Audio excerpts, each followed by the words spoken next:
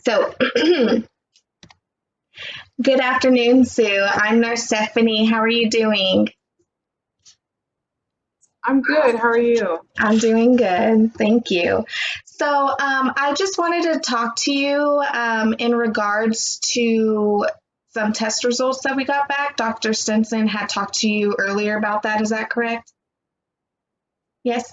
Yes. Okay, sorry. So first, I want to say thank you for doing this web conference with me. I know it's kind of, not typical. Usually we'll have you come into our office, but we want to limit our visits just due to COVID and our outbreak. So we just want to keep you and baby safe. And um, we figured that we could do this over, the web. Um, so Dr. Stenson again spoke to you regarding your results to your glucose test, which came back both times 170, and that's high for where we want it to be. Usually, we want it to be below 140. So he put you on some insulin to help regulate your sugar. And typically, gestational diabetes is pretty common. It's common in pregnancy because our hormones during pregnancy block our insulin from being utilized, and that typically occurs. That's why we test for it. So that's a pretty common test. So it's not something that you did, it's just our body, how we react and with our hormones and stuff. So Dr. Stinson gave you a sliding scale. Is that correct for your insulin? Yeah.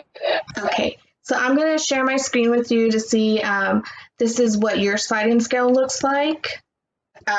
When you're going to check your glucose, your sugar, using your glucose monitor before you administer your insulin. And if it falls in between one of these ranges, this is what your corresponding amount of insulin that you're going to administer for yourself. So from 60, if your blood sugar falls between 61 and 150, you're not going to give yourself any insulin. Between 151 and 200, you'll give yourself 2 units. And So if it was like 175, I would give myself 2 units of insulin. correct, yes. And so anything over 400, we want you to call the physician. Okay. All right. So now I'm just going to show you. I have a glucose monitor that mimics the one that you have at home. Do you know how to use this? You don't have any problems with that? Okay. So No. Okay. All right. That's good. So I'm going to go over how to. Sorry, as I adjust my computer. I'm going to show you how to administer your insulin. Okay, I'll tell you what you're going to do to administer it to yourself. Okay, so we have insulin right here, and if this is a new bottle, you're just going to pop this off. Okay, and we have an alcohol swab, so we want to clean it. What I like to do to know, because we're just trying to get all this dust off of here and clean it to the best of our ability. So I like to leave the alcohol swab on there because I like to know that I had already cleaned it. So let's say we're going to give you 10 unit, or let's give you, we're going to give you 6 units of insulin. If you pull up air into your insulin and inject it into your vial first, because that is how, so it doesn't, the pressure in there is going to build up. So going to inject,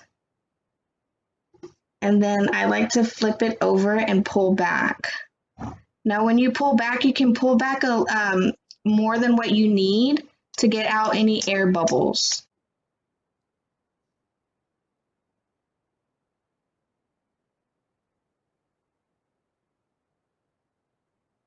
Okay, so now I have 6 units of insulin. I just want to show you.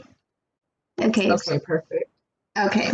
And so this orange here, this is how I'm going to show you how to inject it because I'm not going to inject myself with insulin. But you can practice on an orange too before you administer yourself until you feel, comfortable with it. Where the typical sites Okay. where let me lift this up a little bit. So the typical sites where we're going to inject insulin are going to be like in your arm fat right here, in your stomach, little love handles, and your thighs. Okay. I like to remember that by doing the Macarena. I don't know, so you just do like this, and that's how I remember Yes. the sites to inject insulin. Whenever you find a site, you're going to clean it with an alcohol swab first. And typically I do start from the inside, and in a circular motion, I go outward and I mark my spot. It fell off, but so mark my spot right here. Different on. Yes, it's going to be different whenever you give it to yourself. And so, because we're going to give this in our fat layer, we want to squeeze our skin, give it a good little pinch, and we're going to inject. You can count to 3 if you like, or in your head silently. Just inject, and while continuing to hold the pinch, you're going to inject slowly and hold for 10 seconds and then pull out. And that's how you'll inject your insulin. Okay. Don't recap your needle or anything like that. How you're going to discard your needle, you can use a Tide Pod, your laundry detergent, that big plastic container that it usually typically comes in. Yeah. You can use that, an old one, and discard your needles in there and keep that out of reach of anybody, any of your children. You don't want them to, mess around with that or anything, accidentally poke themselves with, and we can dispose of that later. Okay, so now I'm going to share with you my screen of signs and symptoms of hypoglycemia and hyperglycemia, what I would like for you to, look out for. Okay, so for hypoglycemia, how you're going to know that your blood sugar is low is that if you're going to show signs and symptoms, your signs and symptoms are going to be you'll be sweating profusely, you'll have some trembling, dizziness, you may have some mood changes, you'll have increased hunger because your body is low on sugar and it just needs to eat to try to, get some more sugar into your body. You can have headaches and blurry vision, and extreme tiredness and fatigue. For hyperglycemia, when you know your sugar is too high and you might want to check it, is whenever your mouth is dry, you have increased need to urinate, which is, it's kind of hard to tell whenever you're pregnant just because of the fact that, you are pregnant and as, progress through pregnancy. But if you feel like you're urinating more than usual, it's always okay to just check your sugar. You'll have some drowsiness and stomach pain, and frequent bedwetting could possibly happen, and you'll be extremely thirsty.